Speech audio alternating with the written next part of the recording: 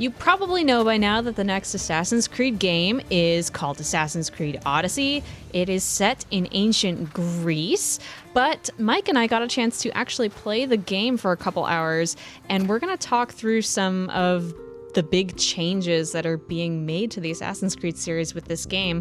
The first change you'll notice right off the bat, it's that there are two main characters now, and you can choose between them. That's right. They are Alexios and Cassandra, who lived during the Peloponnesian War in Greece. Mm-hmm. They serve as mercenaries in Odyssey. So as a mercenary, your main character can do missions for either side of the Peloponnesian War, so either Athens or Sparta. And what you do, of course, changes the political climate. It changes, they say, how people will react to you, and also how other mercenaries react to you, because they might start hunting you because you have a bounty on your head. As far as I know, Alexios and Cassandra both have the same plot line in the game. We got the same dialogue options in our playthrough, and dialogue options! That's a huge thing. They are introducing actual dialogue choices. So we saw some options that range from being a little more antagonistic to NPCs, to agreeing with NPCs, to flirting with NPCs, for example, which I think we both did. Yep. Mike playing as Alexios and myself playing as Cassandra. Having only played for a couple hours, I, of course, have not been able to experience what that would mean in, say, a 50-hour playthrough, how that affects how people treat you and how the world responds to you. Yeah, they promised something like 30 hours of interactive storytelling through the dialogue.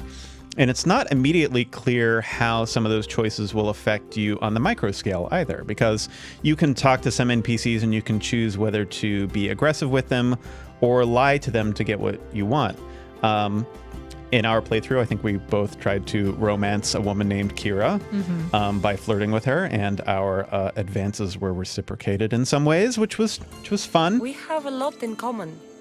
I was hoping when the smoke clears, we could find somewhere quiet. And what exactly do we have in common? I just thought that's what people said to each other. I wasn't expecting a follow-up. This is interesting to me because it's something Ubisoft has been talking about for a couple of years now, which is making Assassin's Creed more of a customized role-playing experience rather than a standard action-adventure game. So this is, I think, the biggest step that they've taken towards that, and it's going to be interesting to see whether that bears out over the course of a full playthrough of the game. So let's take a minute to talk about the combat in the game. So much like Origins, there's a heavy attack and a light attack on the right trigger and right bumper respectively, but you also now have abilities, some of which are associated with your bow and some of which are healing or just regular melee combat abilities. You can basically gain special abilities over the course of the game by spending ability points, which you earn as you level up.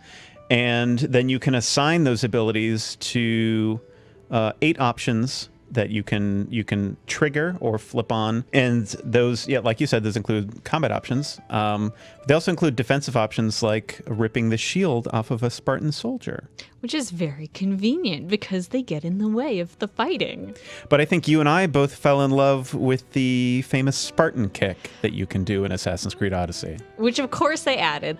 So I think what's interesting about this is that it adds a pretty big layer of combat options. It adds a lot of complexity, but it really lets you tailor your assassin to fight in combat in the way that you prefer. There are a lot of kind of distant projectile-based attacks, like you can throw a spear for an immediate assassination, or you can focus on healing. So there's a lot there, and it seems like you can upgrade them as you play.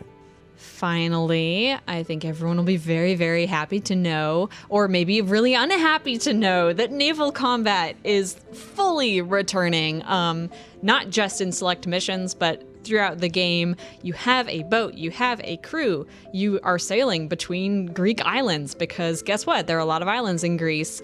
And of course, you are engaging in Greek-style naval combat, which means shooting arrows and ramming other ships and tearing them in half.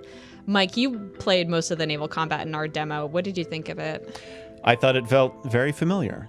It's similar to what was in Assassin's Creed 4 Black Flag, a little lower tech, and it's similar to what I've seen in Assassin's Creed Origins.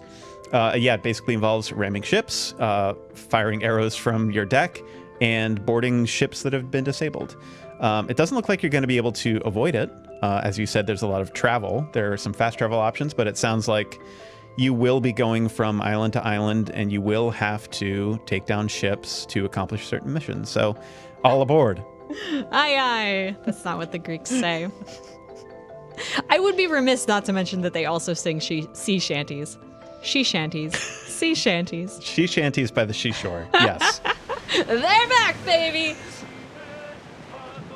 Assassin's Creed Odyssey is coming out on October 5th, and we'll probably be learning some more about it at E3. So subscribe to this channel and stay tuned to all of our updates. Thanks. Have a good evening. And goodbye to you.